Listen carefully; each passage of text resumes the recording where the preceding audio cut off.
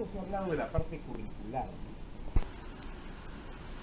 Yo quería tener un comentario que es el que yo desarrollé con mi señor padre cuando yo tuve hace el año 1993. Yo me colegié en el Colegio de Ingenieros del Perú, en el capítulo de Ingeniería Económica, y al final de la colegiatura yo tuve un diálogo con mi padre, que hoy está en el cielo, ¿no? Está en la gracia del Señor. Que creo él hizo los esfuerzos meritorios para poder estar en la posición que hoy está. Entonces él me dijo algo que me gustaría reflexionar con ustedes, porque ahora hemos hablado mucho de la parte curricular, ¿no es cierto? Tanto de mis compañeros, colegas, como de mi persona. Entonces, yo creo que es importante, pero no es determinante. ¿Ya? Es importante, pero no es determinante. Nos podemos llenar de grados académicos, ¿no? Yo he podido alcanzar 5 grados académicos, y nos podemos llenar de experiencia docencial, de experiencia en administración pública, pero eso es importante, pero no es determinante. Por eso es que yo pensaba iniciar con una reflexión, que es la siguiente, ¿no? Todo aquello tiene que ver con actitud, ¿no es cierto? Tiene que ver con actitud, básicamente con una actitud que se escribe con P, ¿no? O sea, actitudes que son de orden académico, ¿no? Que son de rigor y de exigencia académica, y que en esencia produce resultados académicos, como son los grados que se van obteniendo. Reitero, eso es importante, pero no es determinante. Lo central es construir una estrategia que tiene que ver con una actitud también, pero con una actitud que tiene que escribirse con C, una actitud con C, ¿no es cierto? De tal manera que tiene que ver, ¿no es cierto?, con algo que mi padre me decía: ten bastante cuidado con tu actitud, ¿no es cierto? Porque lo que finalmente van a observar las personas, y en lo que finalmente va a observar el mundo, es tu actitud. Y esa es la que va a mostrar tu verdadera personalidad y realmente tú quién eres, ¿no? Al margen de los cartones y los grados que tú puedas obtener. Y él me dijo lo siguiente, miren, que me gustaría compartir antes de entrar en materia técnica de exigencia, ¿no? Tengo más de 33 cuadros que son estadísticos de análisis macroeconómico que les he traído para ustedes, para ver el diagnóstico de la situación del país en variable macroeconómica, ¿ya? Pero antes de eso, él me dijo algo, mira, salíamos y me comentó lo siguiente: yo quisiera que nunca te alcance una enfermedad. Yo quisiera que nunca te alcance una enfermedad. Porque hay de aquellas enfermedades, ¿no es cierto?, que terminan destruyéndolo todo. Que hay mucho esfuerzo, mucha perseverancia, mucho entrenamiento, ¿no es cierto?, sobre todo lo que practicamos. O sea, sudamos con fuerza, sudamos la camiseta para poder exigirnos en nuestros deportes. Hay mucho esfuerzo, construimos y construimos, y cuando esta enfermedad viene, es como un viento fuerte que sopla todo, o como un castillo de naipes que se derrumba finalmente todo. Entonces yo, la primera respuesta, la primera pregunta fue: pero padre, ¿de qué enfermedad se trata? ¿No es cierto? Tú vas imaginando un concepto terminal de las enfermedades, ¿no? Entonces él me dijo: esa enfermedad es la enfermedad de la soberbia. Y justo cuando uno ingresaba a un colegio profesional, a una orden profesional, cuidado que tú tengas el mal de la soberbia, que termina destruyendo todo, absolutamente todo, ¿cierto? Porque la soberbia te conduce a la arrogancia, y cuando hay soberbia y arrogancia, hay prepotencia, ¿no es cierto? Y hay maltrato, ¿no?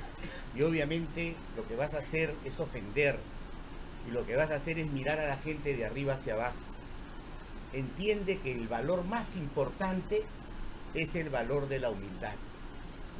Entiende que el comportamiento más importante en tu actuación es la actuación de ser un hombre sencillo. A pesar de todo lo que tú en la vida puedes lograr. Si tú logras con esfuerzo, pero lo haces con humildad, y si tú sobre todas las cosas vas a romper el concepto de no aceptar nunca la soberbia, entonces vas a conducirte a ser un hombre de éxito. Porque de lo contrario, obviamente la soberbia va a destruir todo lo que tú puedes construir. Porque a veces con un acto, con una palabra o con un gesto, finalmente terminas destruyendo todo. ¿De acuerdo? Y entonces ese fue un consejo que yo quisiera iniciar aquí, ¿no? Está muy bien los resultados académicos, pero eso no es lo determinante. Eso no es lo fundamental. Porque en la administración pública nos llenamos de gente con una actitud con P, enorme actitud, ¿no? PhD, doctorados, magíster, ¿no es cierto? 1 y 2 especialidades. Pero sin embargo, lo que estamos observando en la administración pública es que esta administración pública no cambia, que esta administración pública no obtiene los resultados que necesitamos obtener, ¿cierto?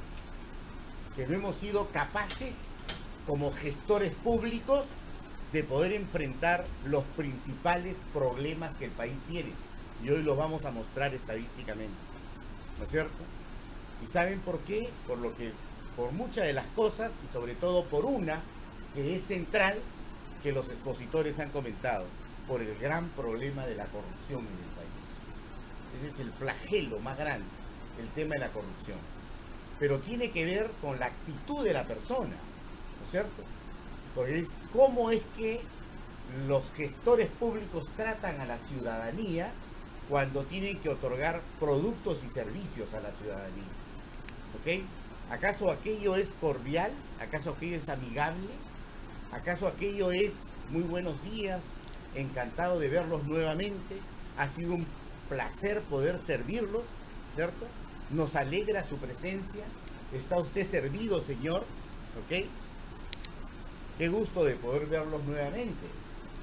¿Acaso ese lenguaje es el lenguaje del administrador, del gestor público? ¿O por el contrario es el gesto adusto, ¿no? La palabra amarga, ¿ok?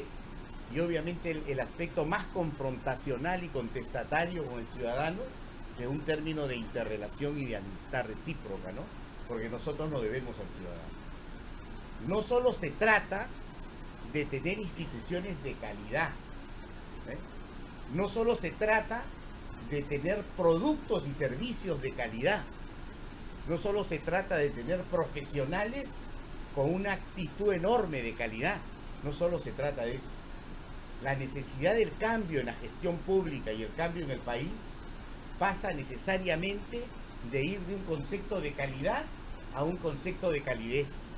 Se trata de tener gestores públicos verdaderamente amables, comprensivos, solidarios, amigos, que puedan realmente atender con las buenas formas de atender, es decir, con calidez.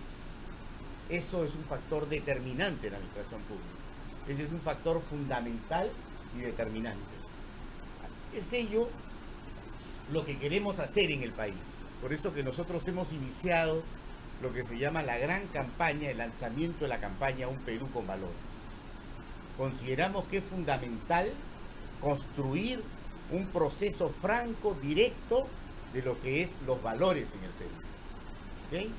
Y los valores pasan necesariamente con la necesidad de formar personas virtuosas que hagan el ejercicio de la práctica de los valores. Por eso hemos dicho ahora la necesidad de tener una línea axiológica de virtuosidad en el país. No se puede simplemente enunciar los valores, sino los valores hay que practicarlos. Tú no puedes finalmente decir que eres honrado cuando tu práctica está muy distante de ser honrado. Tú no puedes decir que eres un hombre que habla verdades si tu práctica está muy lejos de hablar sinceramente las verdades. Entonces, de lo que se trata es de construir hombres virtuosos que puedan encarar el franco proceso de transformación que el país necesita. Esa es la gran misión, esa es la gran responsabilidad. ¿Correcto? Muy bien. Ahora, en esa línea de pensamiento, ¿ya? En esa línea de pensamiento, vamos a ver qué está pasando con el país, cuál sería el principal indicador respecto del estado situacional. Porque yo voy a partir de un tema, a ver, voy a recorrer a un cuadrito para poder conversar en torno a este cuadro. Por ejemplo, este cuadro que está acá, lo pueden visualizar. Tú no puedes hablar de políticas públicas, ¿ok?, que van a tener que ver con política de Estado, con políticas de gobierno de obligatorio cumplimiento, con políticas sectoriales, es decir, en el sector salud, en el sector educación, en el sector del desarrollo social, en el sector de poblaciones vulnerables y mujer. Tú no vas a poder hablar de políticas de gobiernos subnacionales, es decir, de políticas de gobiernos regionales o de políticas para gobiernos locales, ¿cierto? Todo eso es política pública, ¿ya?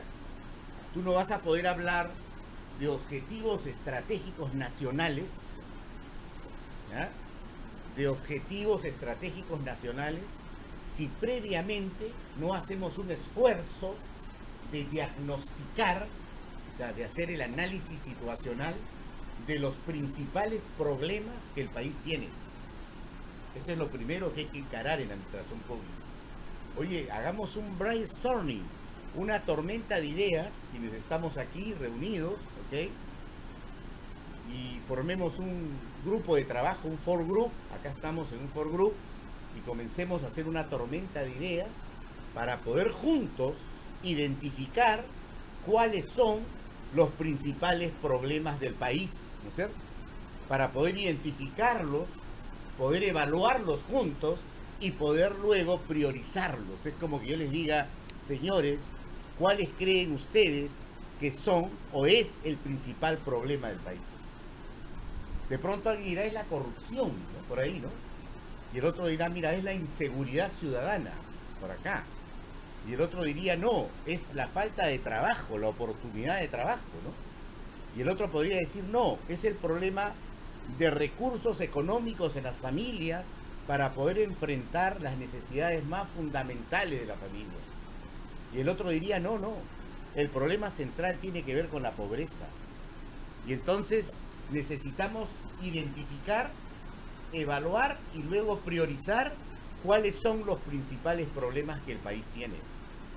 Y en función a los problemas que el país tiene, tenemos que ser capaces de formular propuestas de solución para encarar y enfrentar esos problemas. De eso se trata, ¿no? Debemos de ser capaces de decir, frente a este macro problema nacional, esta es la propuesta de objetivo estratégico nacional para poder enfrentarla. De eso se trata, ¿no es cierto? Ok, y luego tenemos que decir que una estrategia es la que consolide el objetivo estratégico nacional. O sea, no basta objetivo, que es una muy buena intención, ¿no es cierto?, de cambio y de transformación para solucionar el problema. El objetivo, siendo planteamiento de solución, tiene un grado de realismo y de optimismo, y obviamente tiene que ser medible para efectos de buscar la solución del problema. Pero los objetivos solos, en eso de decir qué debo de hacer, resulta insuficiente para garantizar en esencia la solución de los problemas. Se necesita pasar de los objetivos a la estrategia. ¿Correcto? Y luego de la estrategia se necesita anunciar el contexto de marco político para pasar luego al concepto táctico. Entonces dice objetivo estratégico, estrategia, políticas y tácticas. Y todas ellas juntas, ¿correcto? Es decir, qué debo de hacer y cómo debo de hacerlo, aún todavía va a resultar insuficiente para garantizar en esencia la solución de los problemas que hemos identificado. Y entonces lo que hay que hacer es ir al concepto programático, que se llama propositivo, que tiene que ver con planes, que tiene que ver con programas, que tiene que ver con actividades, ¿correcto?, y con proyectos de inversión que van a consolidar la estrategia, la política y la táctica, y finalmente van a consolidar la realización de los objetivos estratégicos nacionales. ¿De acuerdo?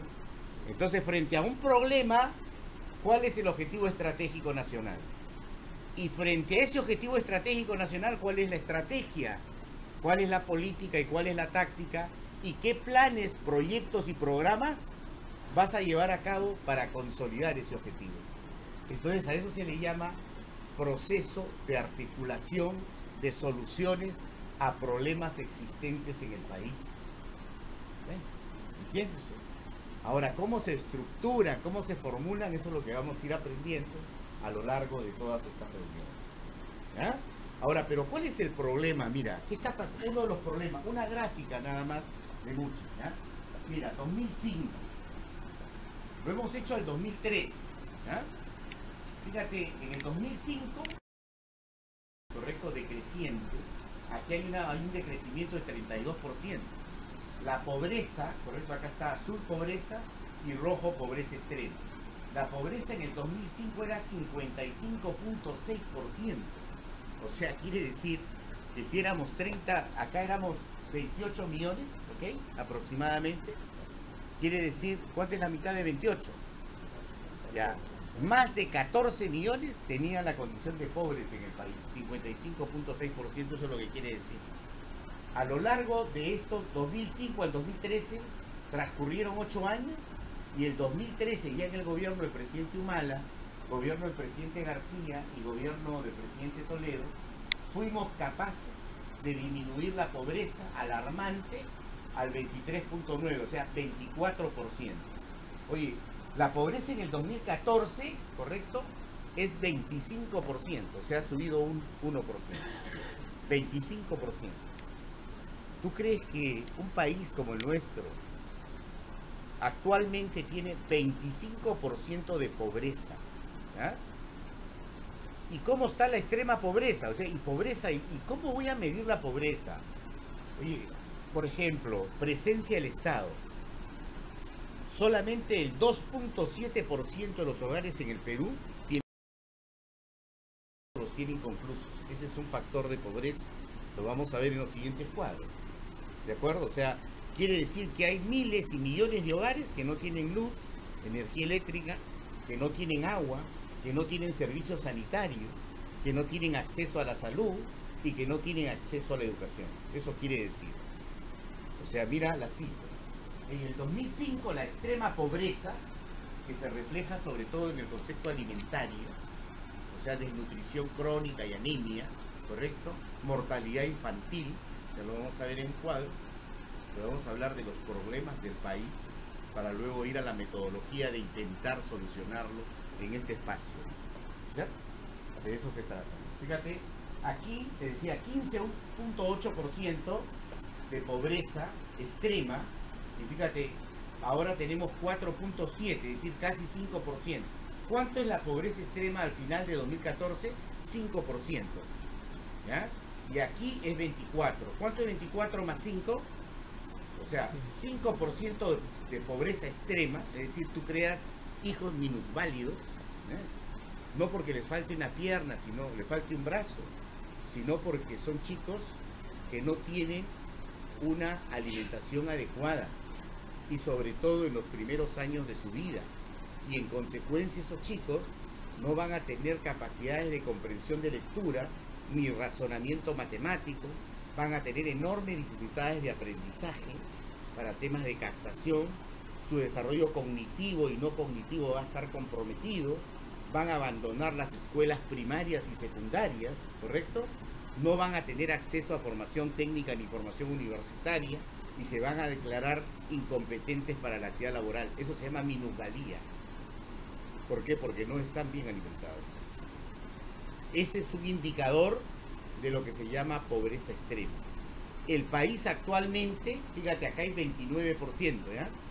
29%. Actualmente un tercio del país, o sea, entre el 30 y el 33, es pobre y extremadamente pobre. Y por ahí dice que el Perú va a ser un país en desarrollo, ¿no?